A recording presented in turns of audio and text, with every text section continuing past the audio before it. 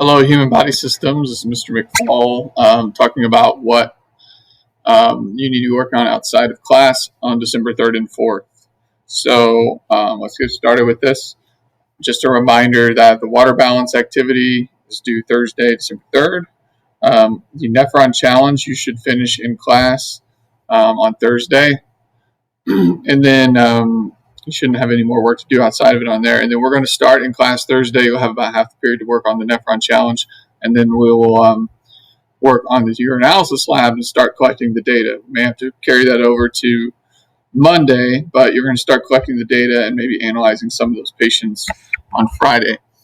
You are going to need to do some research about what that means. We're going to do some data collection initially without really knowing what all of those things mean. So you're going to have to do a bit of research after you've done some of the data collection.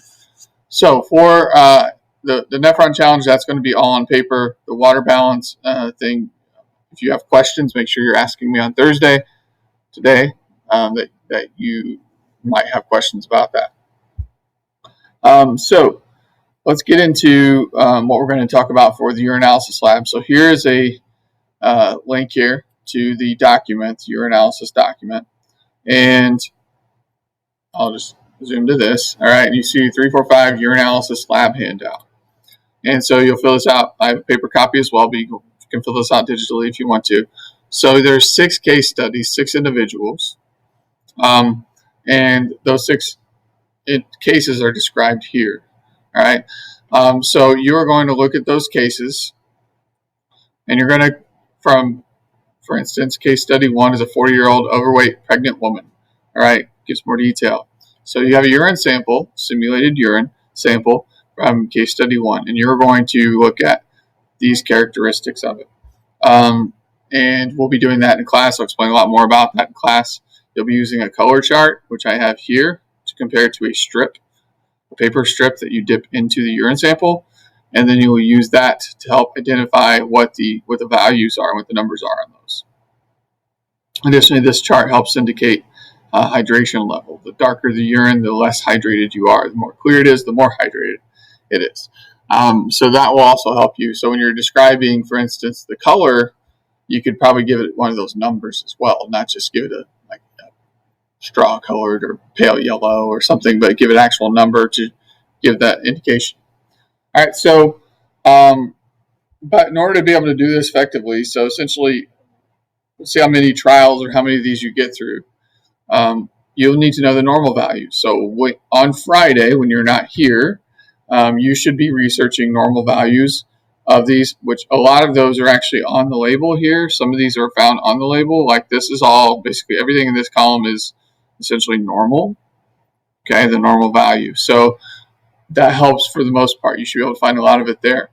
But you could also do some research to figure that out. And then you're going to, once you have the information, you're going to take the information that you got from that patient. So like this is case study 1, all of the information that's in here, and use that to support a diagnosis. So you're going to read through here, and using internet sources, you're going to find out and come up with a diagnosis. And that diagnosis needs to basically explain using evidence as much as possible from your research and from test results, from the urinalysis test results, to defend your diagnosis. So there should be at least one thing from the urinalysis that you use to support your diagnosis of whatever you claim that they have. And everyone in here, there's one person that has almost totally normal urine, but has one minor factor that you need to mention on that. Additionally, if you have a patient with diabetes, you should state whether it is type 1, type 2, or gestational diabetes. Okay, so you may have to do some research into those as well. All right, and so this should be once again a diagnosis plus an explanation. So diagnose what condition do they have, and then how do you know using evidence from your analysis and from other and from your research. Okay. The other thing that you need to look at is to understand what's going on in a urinalysis. And I would encourage you to take some notes over this.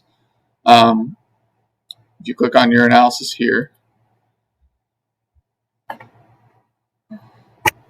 And we are going to finish this on Monday. So if you don't get all the data collected on Thursday, you can finish it on Monday. If I click on your analysis, you can see what the results are here. So your analysis is basically done, what the results tell you, to determine what's in the urine. Okay, it can be, you guys can take notes over this and read through it. It's in courses. It talks about kidney function, but basically you can go through that on your own. The basic three parts are the macroscopic and microscopic examination, as well as the chemical analysis. So for macroscopic, that means looking at the color and the clarity. If it's cloudy and dark, that's not good. It indicates an infection of some sort. Chemical analysis, you're looking at other factors, chemicals that should not be in the urine. You're testing for those things like protein and glucose, ketones. You're also testing the pH and specific gravity, which specific gravity kind of relates to the density. And those are used to help detect if something is not in its normal range. Can you use that to help dig further and find out what's going on with the patient? And so this goes into more detail about each of these. I'll have you read that. Specifically, you should know kind of what each of these means.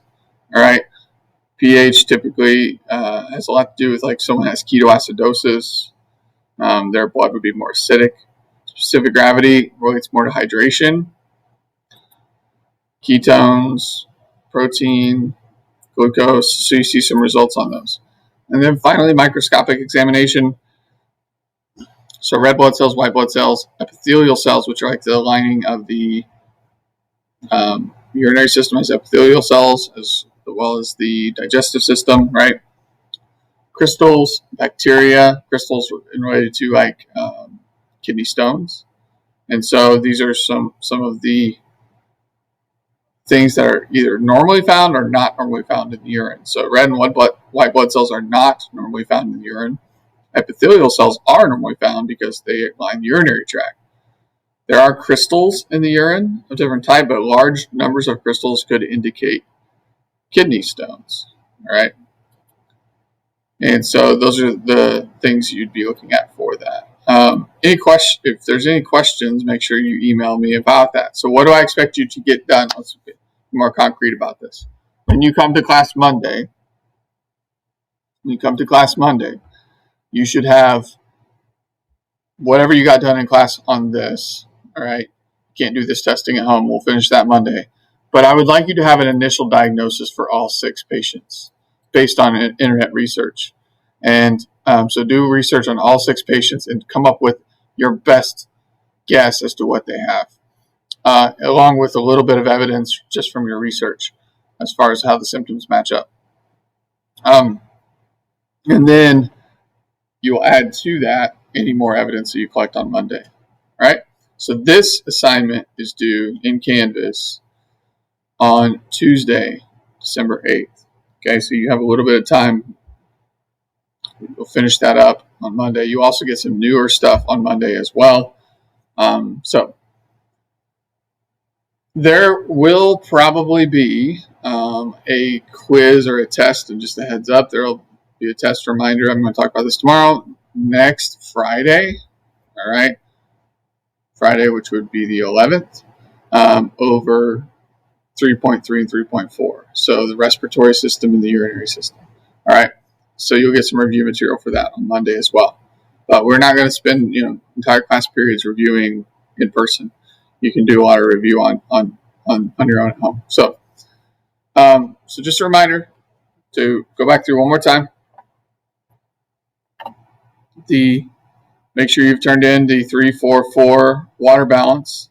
Let's do Thursday. The nephron challenge is an in-class assignment, and the urinalysis lab. Collect data as much as you can on Thursday and come up with a diagnosis for all 6 patients between Thursday and when you come to class Monday, and then finish the data collection after that.